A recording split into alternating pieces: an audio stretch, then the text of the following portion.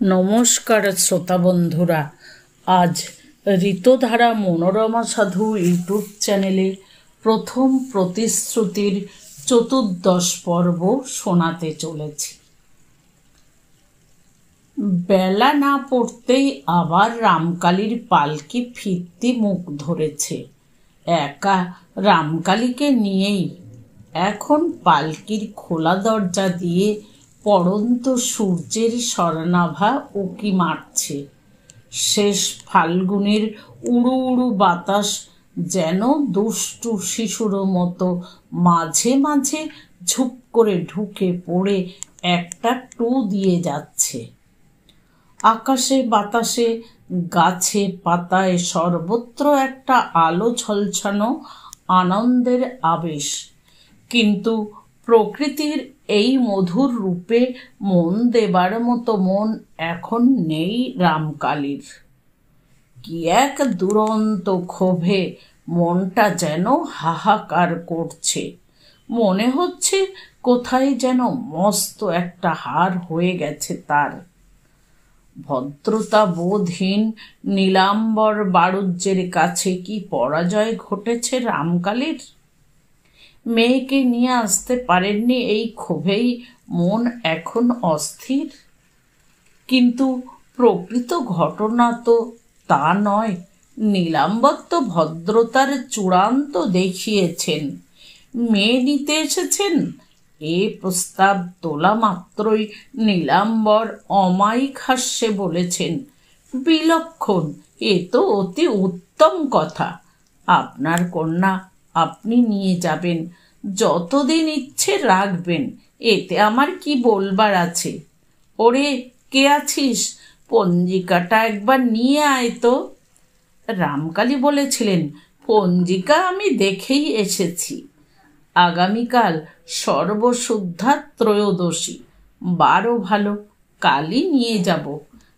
রাত্রিবাস না করে উপায় থাকছে না। কাজেই গ্রামে কোনো ব্রাহ্মণ বাড়িতে শয়নের একটু ব্যবস্থা করে দিন, কিন্তু অনুগ্রহ করে কোনো আহারাদের আয়োজন করতে যাবেন না। বেহারাদের জলপানের ব্যবস্থা ওদের সঙ্গেই আছে। নীলাম্বর মেয়েদের ভঙ্গিতে গালে হাত দিয়ে বলে উঠেছিলেন, বলেন কি বেহাই মশাই, আমার এত বড় বাড়ি, এত বড় ঘর দালান থাকতে আপনি অন্যত্র। রামকালে গম্ভীর হাস্যে থামিয়ে দিয়েছিলেন, বেহাই মশাই, কি হিন্দু বাঙালির লোকাচার বিস্তৃত হচ্ছেন?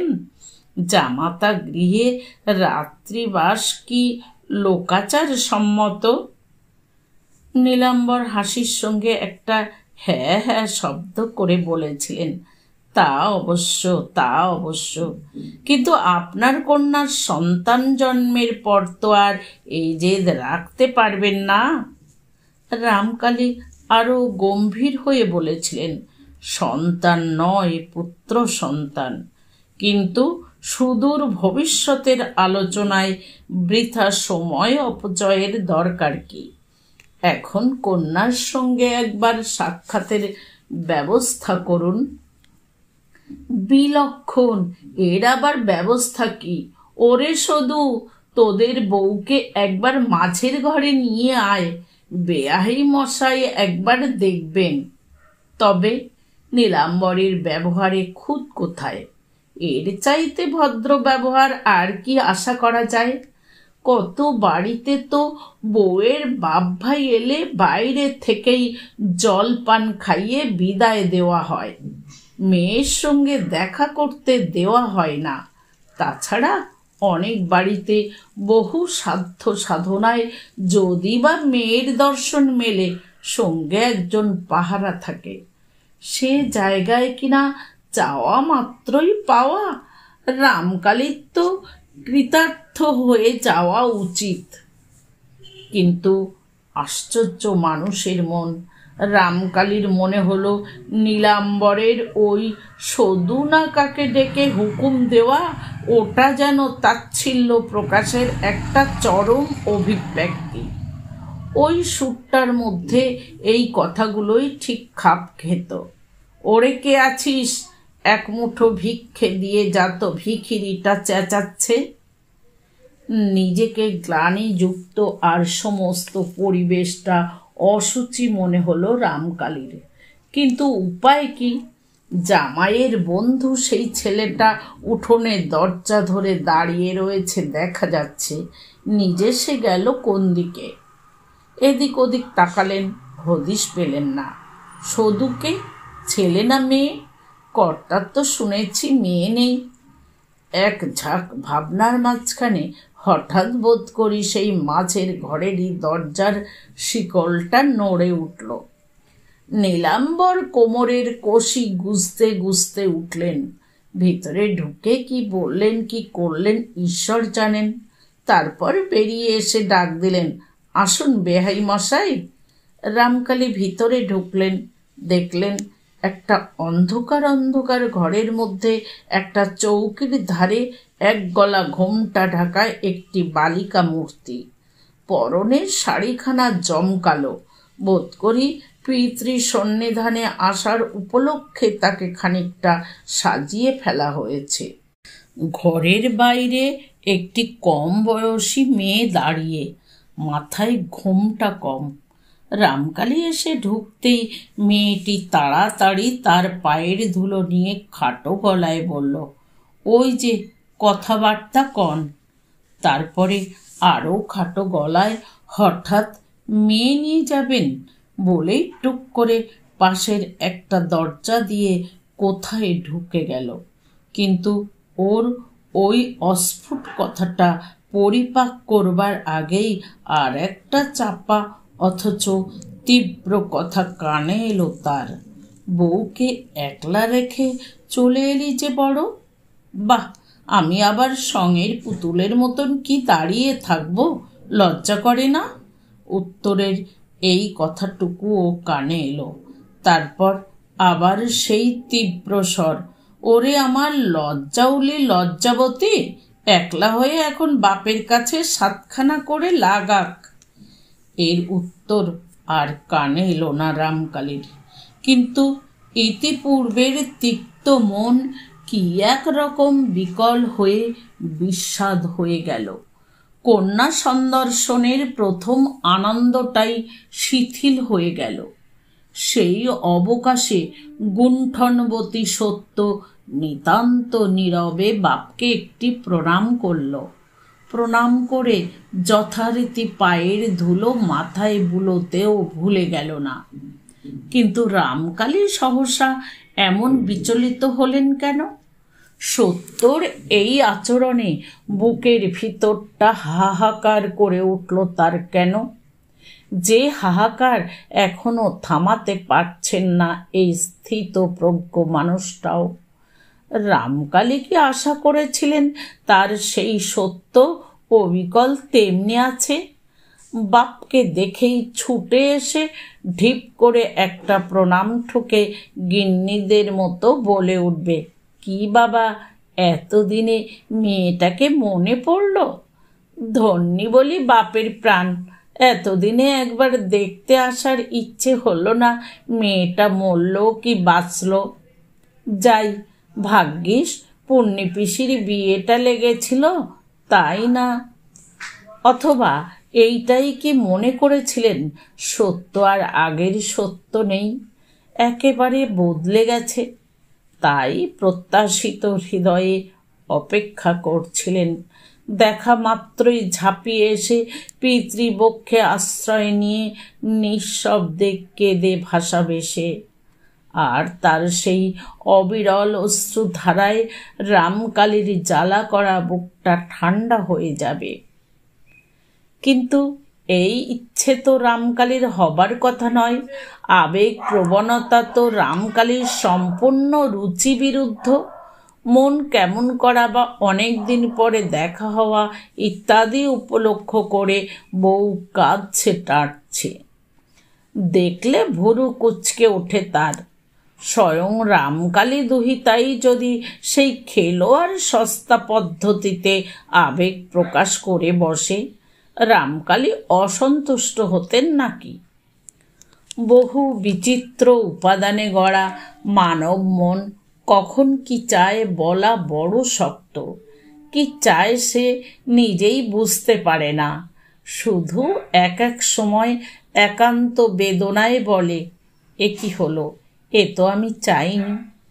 তাই চির অবিচলিত রামকালী হঠাৎ আজ নিজের মেয়ের এই শান্ত সভ্য বধূমূর্তি দেখে বিচলিত হয়ে ভাবলেন, এ কি হলো। কথা জোগায়নি রামকালীর। মৃদু গম্ভীর কণ্ঠ থেকে শুধু একটু কুশল প্রশ্ন উচ্চারিত হয়েছিল, ভালো আছো তো?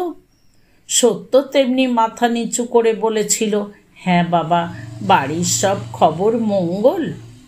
ঠাকুমা, পিস ঠাকুমার দল থেকে শুরু করে বাগদি ঝিটা পর্যন্ত বাড়ির প্রত্যেকটি সদস্যের নাম করে কে কেমন আছে জিজ্ঞেস করলো না সত্য, শুধু জিজ্ঞেস করলো বাড়ির সব মঙ্গল।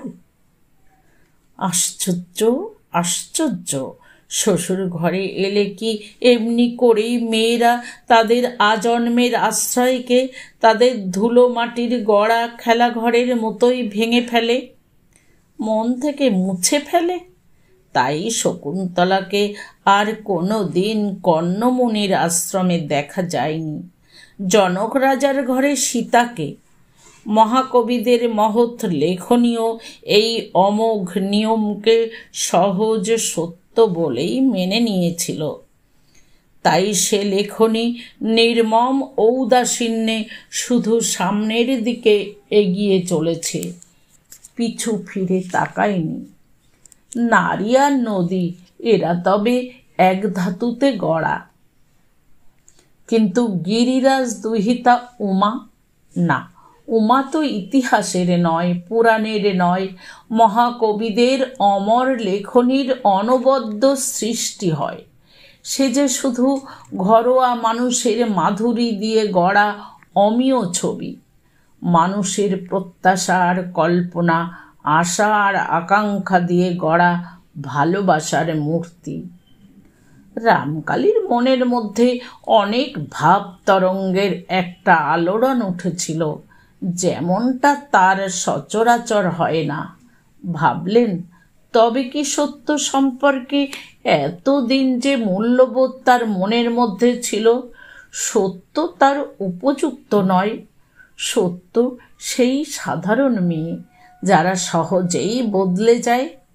ভাবলেন, তবে কি মার খাওয়ার কথাটাই সত্যি, আর সত্য একেবারে নেহাত একটা ভীরু মেয়ে মাত্র? যে মেয়েরা পড়ে মার খায় আর মার খেয়ে ভয়ে কাটা হয়ে থাকে, নিজেকে প্রকাশ করতে সাহস পায় না।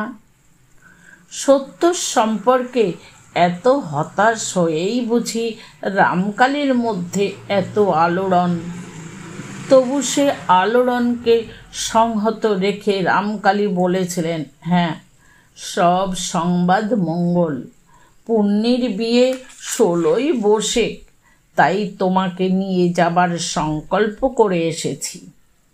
হ্যাঁ, ঠিক এই কথাটা উচ্চারণের পরই বুকের মধ্যে যেন হাতুড়ির ঘা খেলেন রামকালী। বাবা গো, তুমি কি ভালো বলে আহ্লাদে চেঁচিয়ে উঠল না সত্য। তার বদলে বলল, বৈশাখের মাঝামাঝি বিয়ে, আর এখন তো সবে ফাগুনের শেষ। এত আগে থেকে নিয়ে যেতে চাইলে এরা কিছু মনে করতে পারে বাবা? রামকালী সুগভীর একটা নিঃশ্বাস গোপন করে বলেছিলেন, ওরা অমত করেননি। করেনি সে ওদের ভদ্রতাই, কিন্তু বাবা, আমাদেরও তো একটা বিবেচনা করা দরকার এদের অসুবিধে ফেলে। তোমার তাহলে এখন যাওয়ার মত নেই?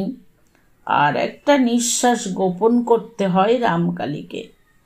সত্য এবার মুখ তুলে তাকায়, সোজাসুজি একেবারে বাপের চোখের দিকেই।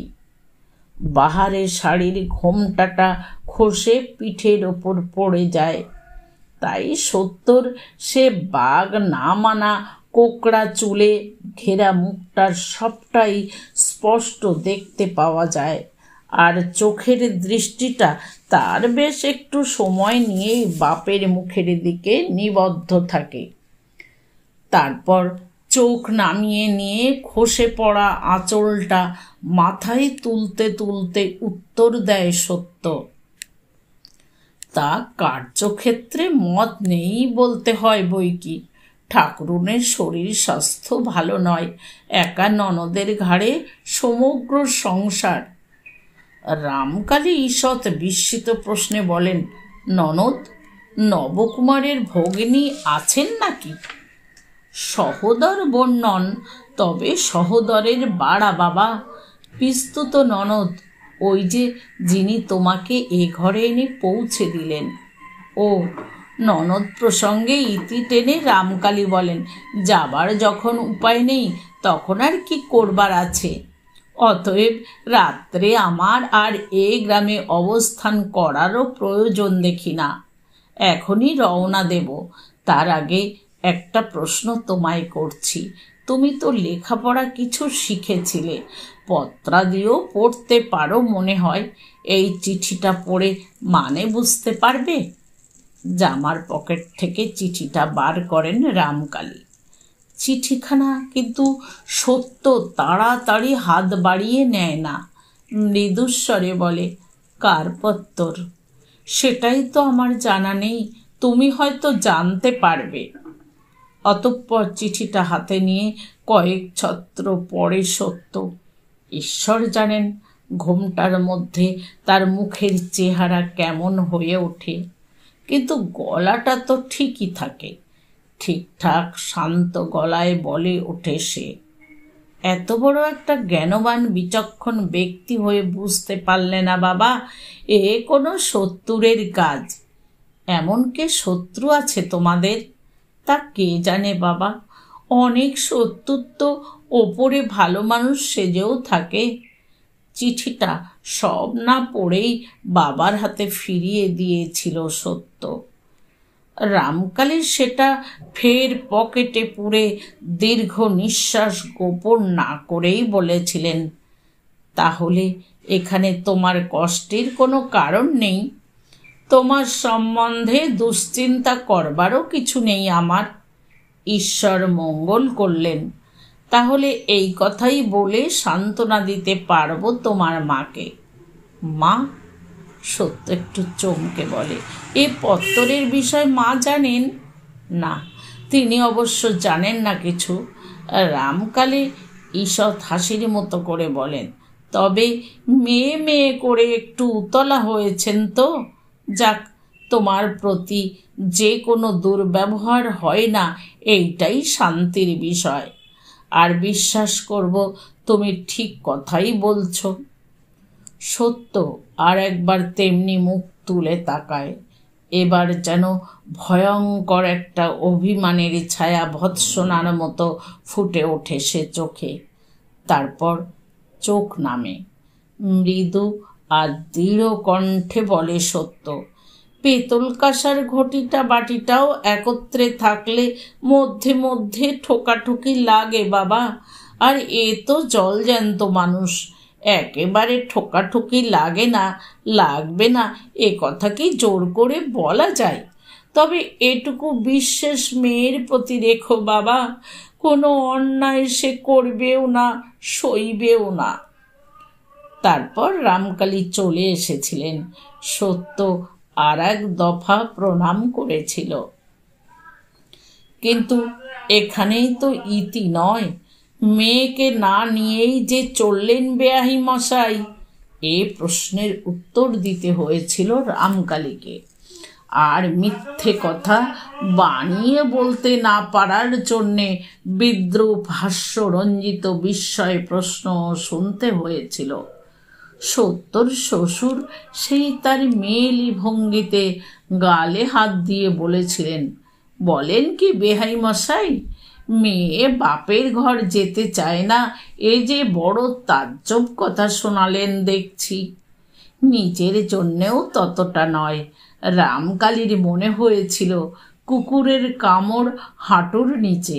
কিন্তু সত্যর শ্বশুর সম্পর্কে যে তার ওই প্রবাদটা সহজেই মনে আসতে পারল, এটাও তো কম গ্লানির কথা নয়। আশ্চর্য, ওদের ব্যবহারে বিনয় আর সৌজন্য প্রকাশের ঘটা তো কম ছিল না। তবু কেন রামকালীর ওদের স্থূল অমার্জিত মনে হয়েছিল? জামাইটা অবশ্য নেহাত বোকা বোকা প্রকৃতি, কেমন কে জানে। তা সেই তো মাত্র একবার দেখা দিয়েই উধাও হয়ে গেল। বন্ধুটাকে তবু আবার দেখলেন, কিন্তু জামাইকে নয়। বন্ধুটা যে সত্যর শ্বশুর শাশুড়ির প্রতি শ্রদ্ধাশীল নয় তা বেশ বোঝা যাচ্ছে। শ্রদ্ধার যোগ্যই নয় ওরা।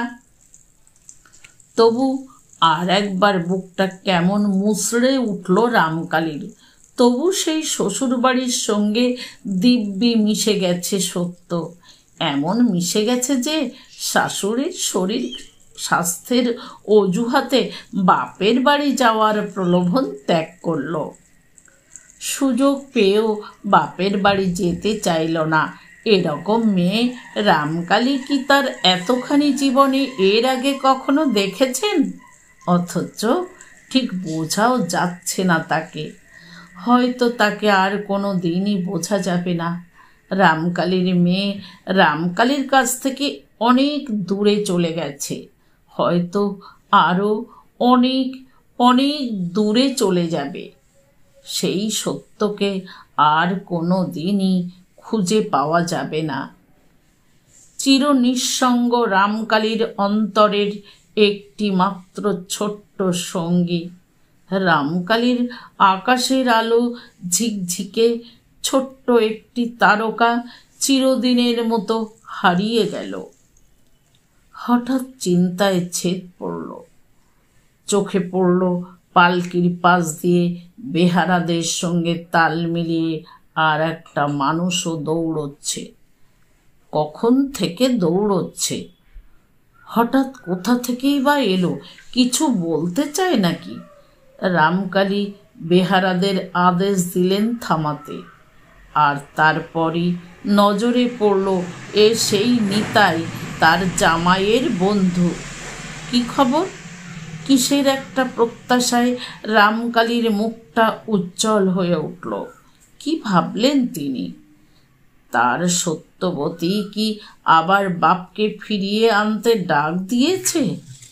এখন কেঁদে ফেলে বলবে, মেয়ের মুখের কথাটাই তুমি দেখলে বাবা, তার অভিমানটাকে দেখলে না?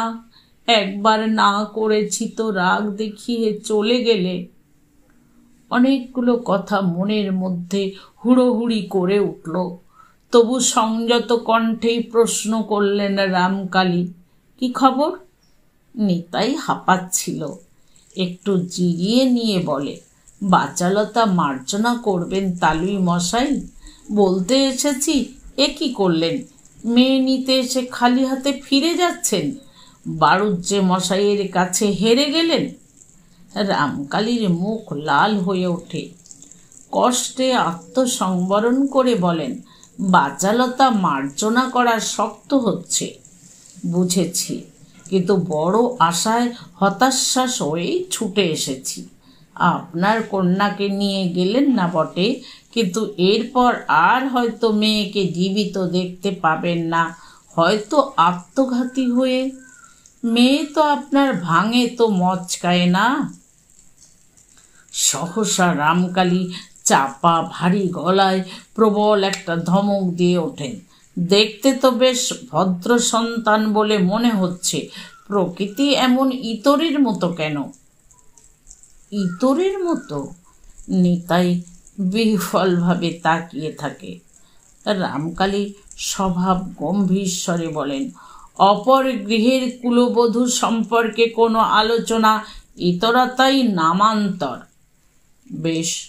নিতাই অভিমান ক্ষুব্ধ মুখে মাথা নিচু করে বিদায় প্রণাম করে বলে, আর কি বলবো বলুন, তবে একা আমি আস্পর্ধা করিনি। আপনার জামাই নবকুমারী? ঢোক গিলে বলে নিতাই, সে বলেছিল চোখের সামনে স্ত্রী হতে দেখব, প্রতিকার করব না? তাই আমি। নিতাই আস্তে আস্তে চলে যায়। রামকালী স্তব্ধ হয়ে সেই দিকে তাকিয়ে থাকেন। আত্মমর্যাদা বিসর্জন দিয়ে রামকালী কি ওকে ফিরে ডাকবেন? কিন্তু ডেকে তারপর আদ্যপান্ত ঘটনা জেনে নিয়ে ফের আবার ছুটবেন জামাই বাড়ি।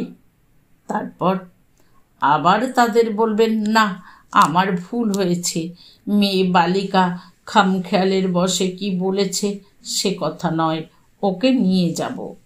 আচ্ছা, তারপর যদি সত্য আবার বলে, সে কি বাবা, আবার ফিরে এলে কি বলে, আমি তো বলেছি এখন যাওয়া হবে না। তখন তখন কি করবেন রামকালী?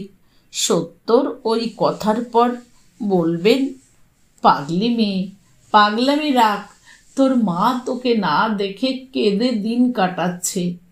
বলবেন, তোকে না নিয়ে একা ফিরতে আমার প্রাণটা হাহাকার করছে। বলবেন, না, তা হয় না, আত্মমর্যাদাকে আর কত বিসর্জন দেবেন রামকালী? তোল পালকি। বেহারাদের হুকুম দেন রামকালী। তারা যথারীতি গৃহাভিমুখেই চলতে থাকে, আর রামকালী বিস্ময়ে মুখ হয়ে বসে থাকেন সেই একক পালকিতে। ধীরে ধীরে বিস্ময়ের ধূসরতা ফিকে হয়ে আসে। কার্যকারণের চেহারাটা চোখে ভেসে ওঠে। নীলাম্বর বাণুজ্যের কাছে হেরে যাননি রামকালী, হেরে গেছেন আপন আত্মচার কাছে। বুদ্ধির খেলায় রামকালীকে পরাজিত করেছে সত্য, বাপের কাছে প্রতিপন্ন করেছে। শ্বশুর বাড়িতে সুখে আছে সে, সন্তোষে আছে। তাই শ্বশুর বাড়ির কর্তব্যের কাছে বাপের বাড়ির তীব্র মধুর আকর্ষণও তুচ্ছ করতে পারা অসম্ভব হলো না তার। জীবনের বিনিময়েও বাপের শান্তি বজায় রাখবে সত্য। আর রামকালী সত্যর সেই কৌশলে বিভ্রান্ত হলেন, অভিমানে অন্ধ হলেন, আপন অহংকার নিয়ে ফিরে এলেন। আর এখন ফিরে যাওয়া যাবে না, অপেক্ষা করতে হবে ন্যায্য সময়ের জন্য।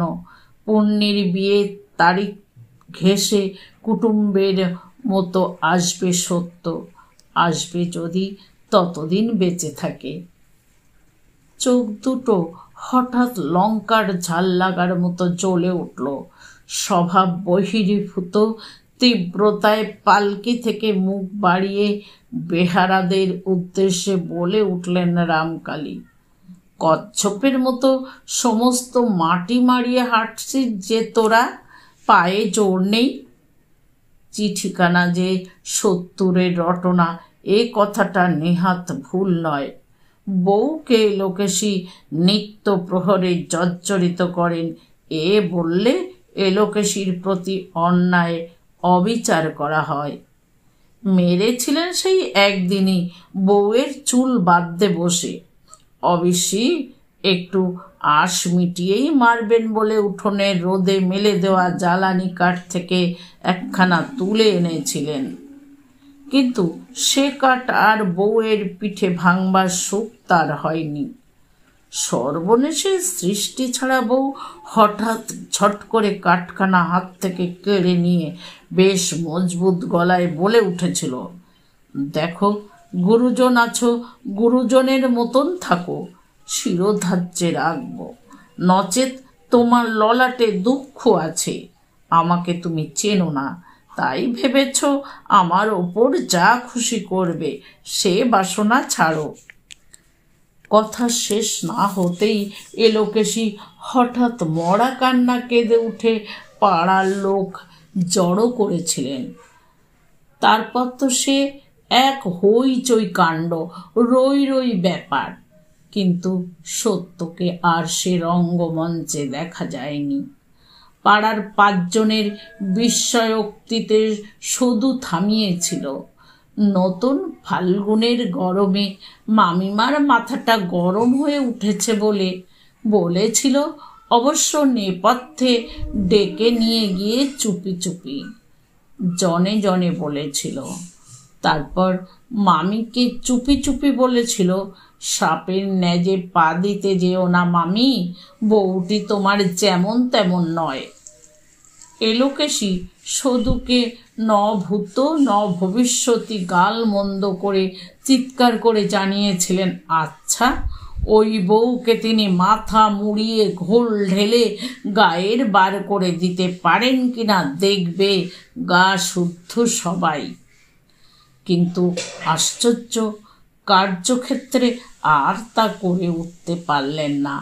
এই কথার পিঠে বউ সদুকে উদ্দেশ করে বেশ স্পষ্ট গলায় বলে দিয়েছিল, ঘরের বউকে মাথায় ঘোল ঢেলে গায়ের বার করে দিলে যদি গায়ের কাছে তোমাদের মুখোজ্জ্বল হয় তো তা করতে বলো ঠাকুরজি তোমার মামিকে।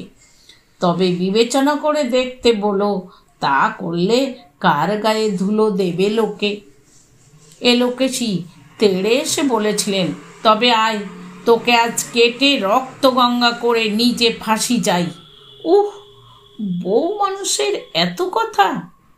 সত্য নিঃশব্দে রান্নাঘরের দাওয়া থেকে মাছ কাটবার বড় বটিটা তুলে এনে এলোকেশীর দিকে বাড়িয়ে দিয়ে বলেছিল, তাই তবে করো, তখন তো আর আমি দেখতে আসবো না কার মুখটা পুড়ল। আশ্চর্য, এই ঘটনার পরই এলোকেশী কেমন নিথর হয়ে গিয়েছিলেন, আর একটুও বাক সরেনি তার মুখ থেকে। কিছুক্ষণ সেই বটিখানার চকচকে ফলাটার দিকে তাকিয়ে থেকে আস্তে আস্তে সরে গিয়েছিলেন। আর তদবধি তর্জন গর্জনের পথ থেকে সরে এসে বাক্কালা বন্ধর পথ ধরে চলেছিলেন এলোকেশী, এবং তলে তলে ক্রমাগত নীলাম্বরকে মন্ত্রণা দিচ্ছিলেন বউয়ের গহনা গাঁঠি সব কেড়ে নিয়ে কোন ছলে ছুতোয় বাপের বাড়ি পাঠিয়ে দিতে।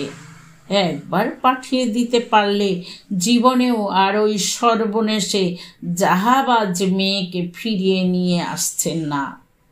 কিন্তু ছলছুতো খুঁজতে খুঁজতে দিন গড়িয়ে যাচ্ছিল। হঠাৎ এমনি সময় রামকালীর আবির্ভাব।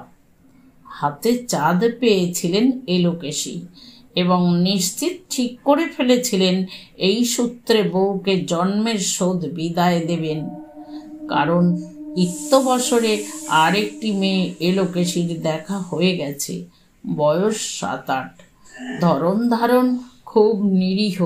সর্বোপরি তার বাপ প্রতিশ্রুতি দিয়েছে চীনে সোনার গহনায় মেয়ের সর্বাঙ্গ মুড়ে দেবে।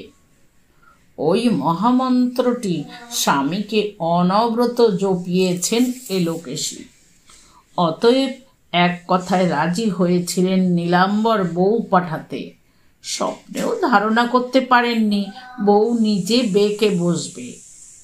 রামকালী চলে যেতে এলোকেশী পতির প্রতি জ্বলন্ত কটাক্ষ করে বলেন, বুঝলে বুঝলে কত বড় জাহাবাজ ধরিবাজ মেয়ে। বলিনি তোমায় আমি, ও মেয়ের হাড়ে ভেলকি খেলে। নীলাম্বর বলেন, দেখছি বটে। তাহলে বলো, ওই বউ নিয়ে ঘর করতে হবে আমায়? একে তো ওই লক্ষ্মী ছাড়ি সদিকে নিয়ে হাড়ে হাড়ে জ্বলছি, তার সঙ্গে আবার ওই বউ, আর দুটিতে মিল কত। আরও ওই জন্যেই বউকে কুলোর বাতাস দিয়ে বিদেয় করতে চাই। আর আরও একটা কথা চুপি চুপি বলেছিলেন এলোকেশী, এখনো ঘরে দিইনি, তাই ওই ছক্কা পাঞ্জা বউ যে স্বামীকে হাতে পাবে সেই তো একেবারে নয় করে নেবে। আর কি আমার নবু আমার থাকবে? তার থেকে আমার বকুল ফুলের ওই দেওর ছিটা হাবাগোবা মতন আছে। কিন্তু বেহাই যখন চলে গেলেন তখন কিন্তু আর নীলাম্বর এ কথা বলতে পারলেন না। ভালো চান তো মেয়ে নিয়ে যান মশাই, নইলে কুলোর বাতাস দিয়ে বার করে দেব। নীলাম্বরের একটা ত্রুটি আছে, বুকের পাটাটা তার যতই থাক মুখের জোরটা কম। এলোকেশী গালে মুখে চড়িয়ে বললেন, কি বলবো, ব্যয় বেটা ছেলে, তার সঙ্গে তো আমার কথা কওয়া সাজে না, নইলে একবার দেখে নিতাম সে বা কত বড় ঘুঘু, আর ওই বাপ সোহাগী বেটি বা কত বড় হারামজাদি। বউয়ের সঙ্গে কথা বন্ধ ছিল, সে পণ আর রাখতে পারলেন না এলোকেশী। সত্য যেখানে বসে পান সাজছিল সেখানে তেড়ে গিয়ে বললেন, বাপ নিতে এসেছিল, গেলি না যে বড়। সত্য একবার চোখ তুলে চোখ নামিয়ে পান মোড়ায় মন দিল। কি কথার উত্তর দিলি না যে বড়? গেলি না কেন বাপের সঙ্গে পিসির বিয়েতে? সত্য মৃদু গম্ভীরভাবে বলে, বিয়ের তো এখনো দেরি। তা বাপ তো আদিক্ষেতা করে নিতে এসেছিল, বাবার কথাই ওরকম অছেদ্দা করে কথা কইবে না বলে মোড়া পানগুলো ডাবরে ভরে ভিজে ন্যাকড়া ঢাকা দিয়ে ধীর মন্থর গতিতে উঠে কুলুঙ্গিতে তুলে রাখে সত্য। এলোকেশী রাগে দিশেহারা হয়ে বোধ করি আর কোনো কথা খুঁজে না পেয়েই বলেন, সর্বনাশী লক্ষ্মী ছাড়ি, কি ভেবেছিস তুই বাপের ঘরে যাবি না, চিরকাল আমার বুকে বসে দাড়ি ওপড়াবি? সত্য একবার ফিরে তাকিয়ে শাশুড়ির দিকে একটি অন্তর্ভেদী দৃষ্টি নিক্ষেপ করে বলে, সর্বনাশীকে যখন কুলো ডালা দিয়ে বরণ করে ঘরে এনেছ, তখন চিরকাল তার বোঝা বইতে হবে বই কি। নবকুমার খবরটা পেল ভগ্নদূতের কাছে। নিতাই বলে গেছে, তোর শ্বশুর আমাকে শুধু ভস্য করতে বাকি রেখেছে। কিন্তু নিতাইয়ের কথাগুলো নবকুমার গায়ে মাখল না। নির্যাতিতা ধর্মপত্নীকে নির্যাতন থেকে উদ্ধার করবার সাধু সংকল্প নিয়ে নবকুমার অসম সাহসিক কাজ করেছিল। কিন্তু রামকালী ফিরে যাবার পর হঠাৎ নিজের মনের দিকে তাকিয়ে আবার বিস্ময়ে হা হয়ে গেল নবকুমার। আশ্চর্য, সত্যবতীর যাওয়া হলো না দেখে তার মনের মধ্যে যেন একটা পুলকের ঢেউ উঠলে উঠছে। নবকুমার এই রহস্যের কিনারা করতে পারল না। কিন্তু নবকুমারের জন্যে যে আরও কি অদ্ভুত রহস্য তোলা ছিল তা কি সে দণ্ডখানেক আগেও ভেবেছিল? রাত খুব বেশি নয়, সন্ধে রাত্রির। এলোকেশী যথারীতি বিছানায় গিয়ে আশ্রয় নিয়েছেন, আর নীলাম্বর যথারীতি রাত সফরে বেরিয়েছেন। শুধু রান্নাঘরে কাঠের দেলকোর উপর মাটির প্রদীপ বসিয়ে রান্না করছে। নবকুমার বাড়ি ফিরে সন্তর্পণে অন্ধকার দালানটা পার হচ্ছিল। হঠাৎ পাশের ঘরের দরজার কাছ থেকে একটা চাপা মৃদু অথচ দৃঢ় গলায় কে বলে ওঠে, একটু দাঁড়াতে হবে। নিজের কানকে বিশ্বাস করতে পারে না নবকুমার, এবং দাঁড়িয়ে যে পড়ে সেটা আদেশ পালনার্থে নয়, চলৎ শক্তি হারিয়ে ফেলে বলেই পড়ে। এই কণ্ঠস্বর তার বাপের নয়, মার নয়, সদূর নয়।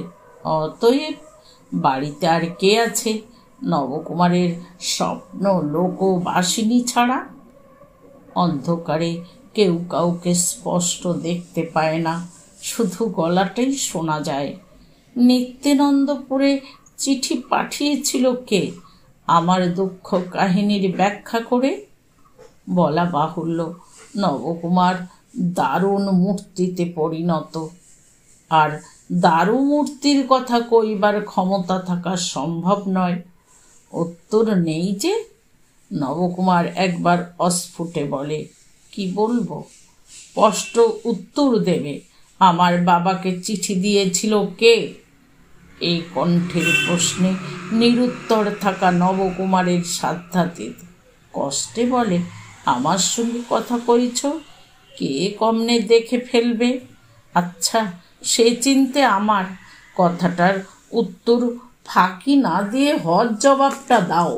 নবকুমার ঢোক গিলে ঘাড় চুলকে ঘেমে টেমে বলে, আমি চিঠির কথা কি করে জানবো? কিসের চিঠি? দেখো, মিথ্যে কথা কয়ো না, নরকে ঠাঁই হবে না। সত্যবতী ক্রুদ্ধ কণ্ঠে বলে, আমার নির্যশ জ্ঞান এ তোমার কাজ। সহসা নবকুমারের স্বামিত্ব, প্রভুত্ব এবং পৌরুষ ধিক্কার দিয়ে ওঠে তাকে। তাই সেও সহসা ক্রুদ্ধ কণ্ঠে বলে, যদি দিয়েই থাকি দোষটা কি হয়েছে? নিজেই তো মরছিলে। অন্ধকার থেকে মৃদু তীক্ষ্ণ স্বর দ্রুত কথা কয়, মরছিলাম সেটা ঢাক পিটিয়ে বলে বেড়াবার, কুটুমের কানে তোলার মতন কথা নয়। যারা নিজের মায়ের গালে চুনকালি দেয় তাদের আবার বিদ্যে বুদ্ধির বড়াই। ঘর 70 বিভীষণকে ত্রিজগতের লোক ছি ছিক্কার করেছে, বই ধন্যি ধন্যি করেনি। এই বুঝে কাজ করো। ঘরের অন্ধকারের মধ্যে মিলিয়ে যায় দরজায় দাঁড়ানো মূর্তিটার আভাস। কণ্ঠস্বরের অনুরণনটুকুও বাতাসে মিলিয়ে যায়, অথচ নবকুমার যজৌনতস্থ অবস্থায় সেখানে দাঁড়িয়ে থাকে।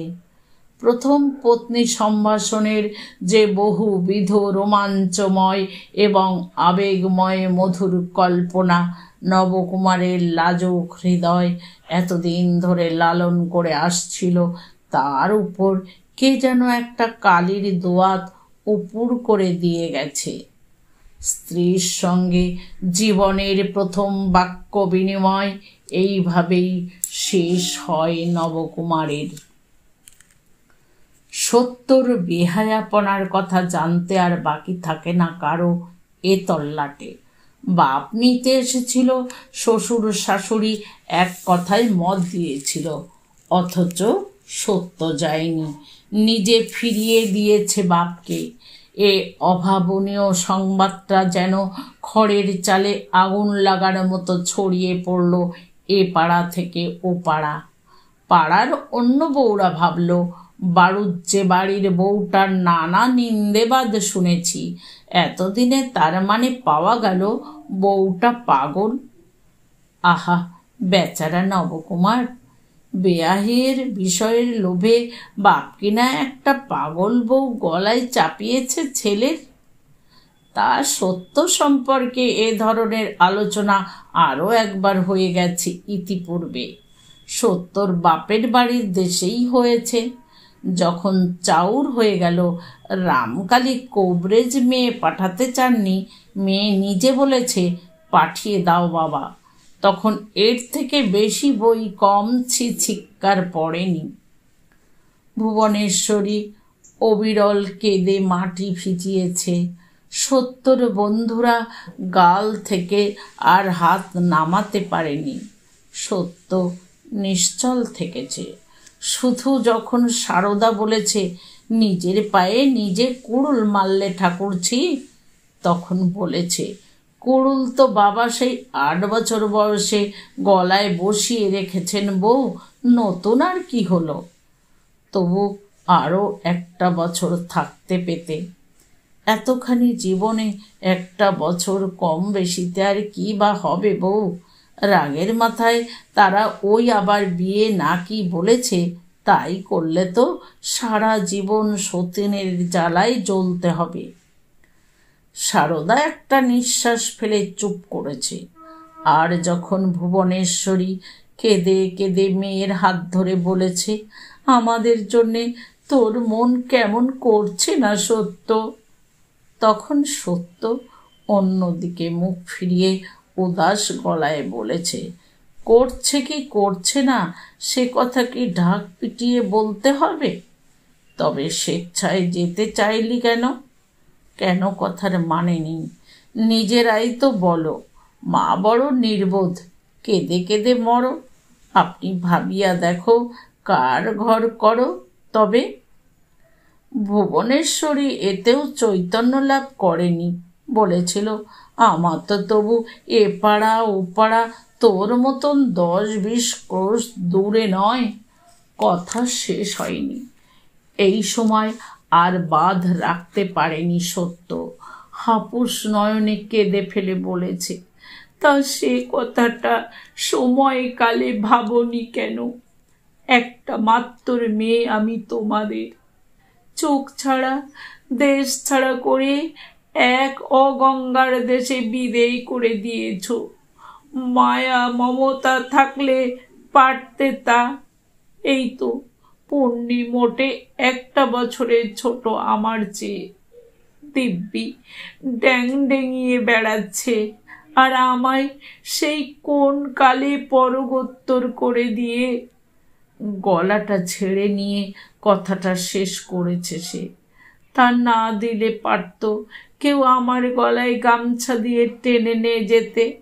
বাবা মেয়ে বলে মায়া করেননি, গৌরী দান করে পুণ্যি করেছেন। আমারও নেই মায়া মমতা। নির্মায়িক বাপের নির্মায়িক মেয়ে। বলেই হঠাৎ মাটিতে উপুর হয়ে পড়ে ডুকরে ডুকরে কেঁদেছে দীর্ঘ সময় ধরে। তবু শ্বশুরবাড়ি যাওয়া রদ হয়নি। রামকালী আর রামকালীর মেয়ে দুজনেই সমান। দুজনের মতেই কথা যখন দেওয়া হয়ে গেছে, তখন আর নতুন বিবেচনা চলে না। বাপের আড়ালে আর মায়ের সামনে আলোচনার ঝড় বয়েছিল। এবারের পালায়েই, এবারে মোটামুটি সত্যর আড়ালেই শুধু শুধু বলেছিল, ধন্যবাদ তোমাকে বউ, নমস্কার। ছি ছিক্কার দেব না পায়ের ধুলো নেবে ভেবে পাচ্ছি না। সত্য এর উত্তরে নিজেই হেঁট হয়ে সদুর পায়ের ধুলো নিয়ে হেসে বলেছিল, দুগ্গা দুগ্গা, গুরুজন তুমি। ছি ছিক্কারি দাও বরং, জন্মাবধি যা পেয়ে আসছি। সত্যর মধ্যে যে বিরাট সমুদ্রের আলোড়ন চলছে, তা কি সত্য লোকের সামনে মেলে ধরবে? হ্যাঁ, সমুদ্রের আলোড়নই। তবু বাপ চলে যাবার পর ভেঙে পড়েনি সে। যথারীতি তারপরই তেল সলতে নিয়ে বসেছে পিদিম সাজাতে।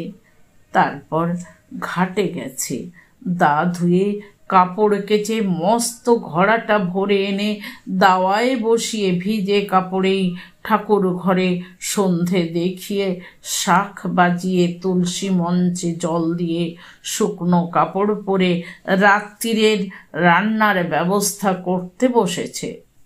রাত্রের রান্নাটা সত্যই করে আজকাল। সদুকে বলে বলে এ অধিকার অর্জন করেছে সে। রান্না করতে করতে যে চোখ দিয়ে জল গড়িয়ে পড়েছিল তার। ফাল্গুনের শেষ থেকে বৈশাখের মাঝামাঝি আসতে কদিন লাগে, কিছুতেই হিসেব মেলাতে পারেনি, তার কোনো সাক্ষী নেই। কিন্তু সত্যর জীবনে কি সেই বৈশাখের মাঝামাঝিটা দেখা দিয়েছিল আনন্দের মূর্তি নিয়ে, আলো ঝলমলে উজ্জ্বল মূর্তি নিয়ে? না, সে দেখা পায়নি সত্য। পুণ্যির বিয়েতে যাওয়া হয়নি তার। ঠিক সেই সময় এলোকেশী রক্ত আমাশায় পড়ে মরতে বসেছিলেন, আর কাঁথা মুড়ি দিয়ে পড়ে থাকা মানুষটাই খিচিয়ে উঠে বলেছিল, কি বললি শুধু? বাপের বাড়ির লোকের সঙ্গে যাব বলে নাচছে হারামজাদি। বাপ যখন সোহাগ করে নিতে এসেছিল তখন যাওয়া হলো না, এখন আমি মরতে বসেছি। বলে দিকে যাওয়া হবে না। যে নিতে এসেছে ধুলো পায়ে বিদে হোক। মামি মরতে বসেছে বলে যে শুধু ছেড়ে কথা কইবে তা কিন্তু করেনি। ঝংকার দিয়ে বলেছিল সে, তারা তোমার লোককে টাটের শাল গেরামের মতন পাদ্য অর্ঘ্য দিয়ে বসিয়ে খাইয়ে মাখিয়ে আর এক পোটলা জিনিস দিয়ে বুক ভরিয়ে বিদে দিল, আর তাদের লোককে ধুলো পায়ে বিদে দেবে? তা ভালো, মুখটা খুব উজ্জ্বল হবে। কিন্তু আমি বলি কি, দু-দশ দিনের জন্যে পাঠিয়েই দাও, ছেলে মানুষ। তাছাড়া শুনেছি ওই পিসি চিরকালের খেলুড়ি। এলোকেশী চিচি করে বলেছিলেন, তবে বল যেতে, তুমি বা থাকবে কেন? তুমিও বিদেয়ী হও। শুধু যাবার আগে একখানা ছুরি এনে আমার গলায় বসিয়ে দিয়ে যাও। শুধু ছুরি দেয়নি, নিজেও বিদেয় হয়নি, শুধু সত্তর যাওয়ার ব্যবস্থা করছিল। কিন্তু মস্ত বাঁধ সাধল নবকুমার। হঠাৎ পুরুষকর্তার ভূমিকা নিয়ে বেশ সোচ্চার ঘোষণা করে বসল, যাওয়া টওয়া হবে না কারুর। আমার মা মরছে, আর লোকে এখন খুঁড়তুতো পিসির বিয়ের ভোজ খেতে ছুটবে। বলে দাও সদুদি, সে গুড়ে বালি, যাওয়া বন্ধ থাক। নবকুমারের ঘোষণায় কর্তা গিন্নি পরম পুলকে নির্লিপ্ত সেজে বললেন, আমরা আর কি বলবো, নবা যখন। তবু সদু চেষ্টা করেছিল, বলেছিল, সব সময় বুঝি নবার কথাতেই ওঠো বসো তোমরা। কিন্তু কাজ হয়নি। এলোকেশী সাপমন্নি দিয়ে ভূত ভাগিয়েছিলেন। সত্যবতী বলেছিল, আমি বাবাকে কথা দিয়েছিলাম বিয়েতে যাব। নবকুমার সদু মারফত সে কথা শুনে জবাব দিয়েছিল, সমাজে আমাদের মুখটা হেট হয়, এই যদি কেউ চায় তো চাক। সদু ওর মুখের দিকে কিছুক্ষণ তাকিয়ে থেকে হঠাৎ হেসে ফেলে বলেছিল, খুব তো বিজ্ঞের মতন কথা বলছিস, আসল ব্যাপারটা কি বল দেখি। বউকে তো এখনো ঘরে পাসনি, তবু এত মন কেমন? সদুর এই কথায় নবকুমারের কর্তাত্বে ঘুচে গিয়েছিল। যা বলে ছপ করে সরে গিয়েছিল। বোধ করি এ কথাও ভেবেছিল সদুদি কি অন্তর্যামী। কিন্তু শেষ পর্যন্ত সত্যবতী বেঁকে বসল। সদু যখন বহু চেষ্টায় রফা করেছিল নেমন্তন্ন রক্ষা করতে নবকুমার যাবে, সেই সঙ্গে বউ যাবে 3টি দিনের কড়ারে, বরকনে বিদেয় হবে, ওরাও চলে আসবে, তখন সত্যবতী হঠাৎ বলে বসল, দরকার নেই আমার এই এক মুঠো ভিক্ষে, 3 দিনের মধ্যে তো পাড়া ভেসে যাক, বাড়ির সব লোকগুলোর মুখও দেখে ওঠা হবে না, সে যাওয়ায় লাভ। লোকে শুনবে সত্য এসেছিল, সত্য চলে গেছে। ছি, দেখো কথা, ভাত পায় না গয়না চায়। মুষ্টি ভিক্ষেই যে জুটছিল না, তবু বিয়েটাও তো দেখতে পাবি। থাক, নাই দেখলাম। যার নেমন্তন্ন রক্ষের কথা সে যাক। সে আর গিয়েছে, শুধু মন্তব্য করে, এবং ঠিকই করে। নবকুমার জোর হাতে বলে, রক্ষে করো বাবা। অতএব শেষ রক্ষে করেন নীলাম্বর। তিনি রামকালীর প্রেরিত লোকের হাতে পত্র দিয়ে কেন? নবকুমার বাবা জীবনের গর্ভধারিণী মৃত্যু শয্যায়, সে কারণে কাহারও যাওয়া সম্ভবপর হইল না। পত্রবাহকের হাতে লৌকিকতা বাবদ 2 টাকা পাঠাইলাম। রামকালী সেই পত্র পেয়ে দীর্ঘ সময় চুপ করে থেকে আসতে বলেছিলেন, ও টাকা দুটো তুই জল পানি খাস রাখু। আর শোন, বাড়ির মধ্যে বলে দিকে যা, সত্যর শাশুড়ি মরো, তাই আসা সম্ভব হলো না। তারপর যথারীতি বিয়ে হয়ে গেছে। বৈশাখ কেটেছে, জ্যৈষ্ঠ আষাঢ় সব কেটে গেছে। রামকালী তার জামাতা বাবা জীবনের গর্ভধারিণীর মৃত্যু সংবাদ পাননি। এই না পাওয়াটা কি একটা মরুভূমির রুক্ষ বাতাসের মতো, যে বাতাস সমস্ত কোমলতা আর সরসতা মুছে নিতে পারে? নইলে রামকালী আস্তে আস্তে এমন নীরস কঠিন হয়ে গিয়েছেন কেন? কেন বেহাইয়ের সঙ্গে ভদ্রতা রক্ষা হিসাবে বেহানের কুশল সংবাদ প্রার্থনা করেননি? কেনই বা ভেবেছেন মেয়ে আনার জন্যে হ্যাংলামি করার মধ্যে অগৌরব আছে। অন্তঃপুরের মধ্যে একখানি বিচ্ছেদে ব্যাকুল মাতৃহৃদয় যে রামকালীর এই কাঠিন্যের সামনে মুখ বেদনায় স্তব্ধ হয়ে পড়ে আছে, সেটা বোঝবার ইচ্ছে হয়নি কেন রামকালীর? রামকালী কি ভেবেছিলেন এবারও সেই এক ফোঁটা মেয়েটাই বাপের কাছে অহংকারের পরিমাপ দেখিয়েছে? দৃঢ়তার অহংকার, কাঠিন্যের অহংকার বলতে চেয়েছে, দেখো আমিও কম যাই না।